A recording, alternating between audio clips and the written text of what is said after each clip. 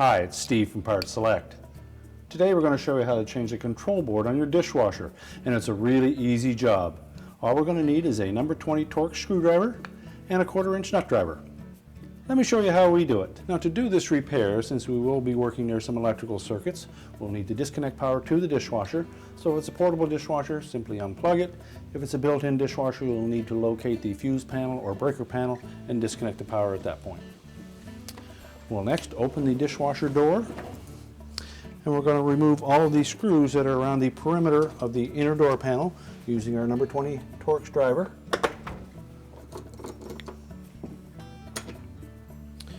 Now, once we've removed all of those screws, we can then lift the inner door panel away from the outer door panel. Just tilt it up enough that we can access the two wire harnesses. There's one that goes to the dispenser. We'll just unlock the locking tabs and disconnect it. And there's also a harness connected to the wax motor at the top. So we separate those two, and we can then lift the inner door panel away. Next, we're going to remove a single 1/4-inch hex head screw that secures the cover over the control board. Just loosen that, and then you can lift the cover up on the front and pull it down and away.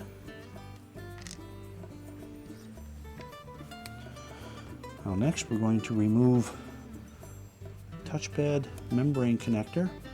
So on the edges of that connector, we're just going to pull those forward like that, and then slide that membrane out.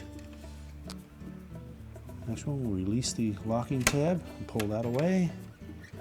Release the locking tab and pull that one away. And the two larger plugs are just a friction fit. These connectors will be tight, so they pull a little hard on them. Now next, we're going to take a small flat blade screwdriver. We're going to release two little locking tabs, one on either side, that hold that board in place. So just gently lift up on the board while we push those tabs in to release it. Then you can lift the board out and away. Now we'll take the new board. I'm going to set that down in.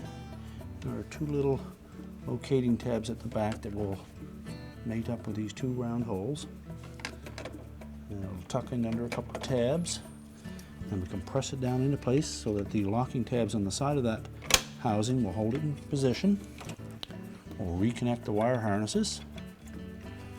Make sure they're fully inserted.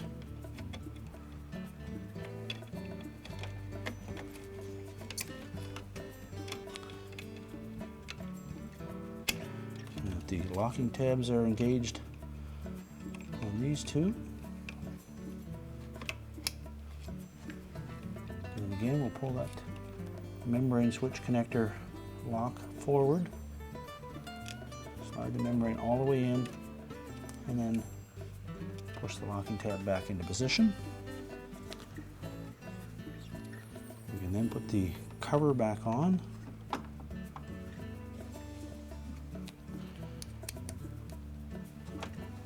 And the retaining screw.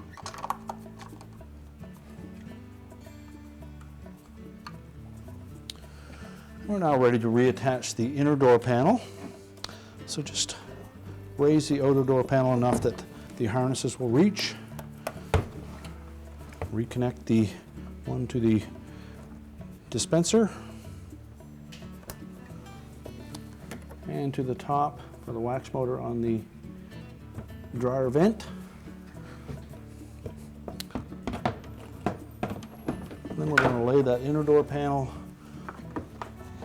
position on the outer door panel, making sure that the door latch assembly is lined up and fits into the rectangular opening.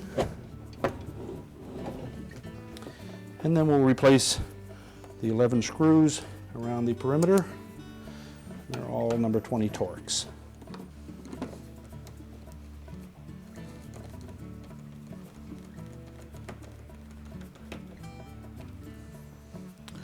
We're now ready to reconnect the power, and our repair is complete. I told you it was an easy job.